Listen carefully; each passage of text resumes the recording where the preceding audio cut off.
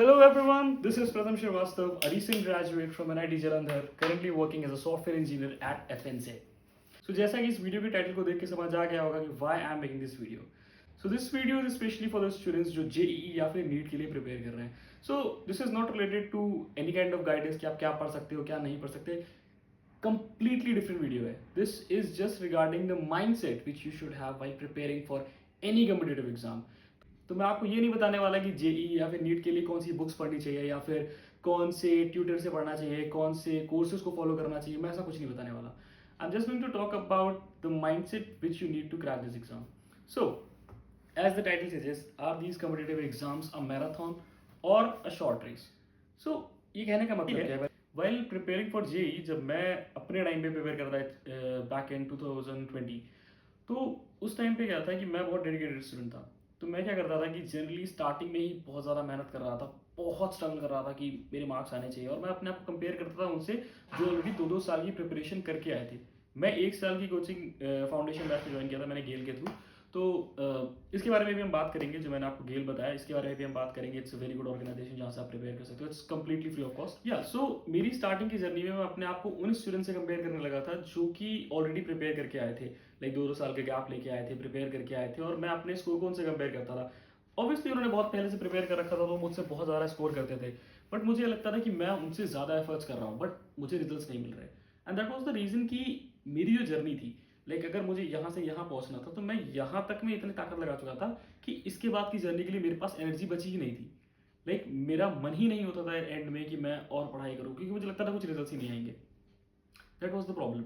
मेरी जो जेई की जर्नी थी, मैंने उसे एक लंबी रेस की जगह एक शॉर्ट रेस माना कि मैं इसमें जल्दी से दौड़ूंगा और सबसे आगे निकल जाऊंगा. ऐसा नहीं था. देखो, बहुत सिंपल तरीके में अगर तुम्हें मैं बताऊं तो 2 तरह की रेस होती हैं. एक तो कुछ हम शॉर्ट रेसेस देखते हैं जो कि 100 मीटर्स की होती हैं. कुछ रेसेस होती हैं जो लंबी रेस होती है, लाइक मैराथन हो गई, या मैं कंसीडर कर लो कि 400 मीटर्स को भी एक लंबी रेस मान लेते हैं. तो क्या दोनों रेसेस में दौड़ने का तरीका अलग होता है? नहीं, राइट. 100 मीटर की रेस में हम स्टार्टिंग में ही पूरी एनर्जी लगा देते हैं. वहीं 200 मीटर में भी हम ऐसा ही कुछ करते हैं, लेकिन जहाँ रेस बढ़ती है, मैराथन हो गई या 400 मीटर्स हो गई, हम इसमें अपनी एनर्जी को स्टोर करके चलते हैं. सो जनरली एग्जाम्स की प्रिपरेशन में, जो कि जेई हो गया या फिर नीट हो गया, आप इसे और भी किसी एग्जाम से रिलेट कर सकते हो, बट दिस इज क्योंकि मैं जेई करके निकला हूँ तो this is why I relate more to these exams. बाकी आप किसी भी एग्जाम से इसको रिलेट कर सकते हो. तो जनरली क्या होता है, जब भी हम किसी एग्जाम की तैयारी कर रहे होते हैं, हम स्टार्टिंग में ही बहुत ज़्यादा उसमें इन्वॉल्व हो जाते हैं और हम एक्सपेक्ट करते हैं कि जितने एफर्ट्स हम स्टार्टिंग में दे रहे हैं हमें इनिशियली उतना ही रिजल्ट मिल जाए. लाइक हम compete कर रहे होते हैं बहुत से बच्चों के साथ और हम उनसे अपने आप को कंपेयर करते हैं, और जब हम उनके बराबर परफॉर्म नहीं कर पाते हैं, हमारी एनर्जी वक्त के साथ डाउन होने लगती है.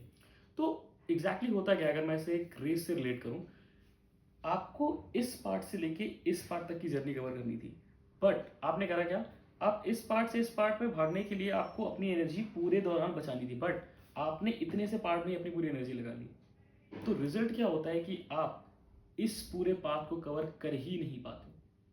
तो मेरे कहने का मतलब ये है कि जेई या किसी भी एग्ज़ाम को एक मैराथन की तरह लो और पूरे ड्यूरेशन में मेहनत करते रहो. तो मेरे कहने का मतलब ये है कि अगर मेरे को भी देखा जाए तो अगर मैं स्टार्टिंग से लेके एंड तक कंसिस्टेंसी बनाए रखता तो शायद मैं बेटर परफॉर्म करता.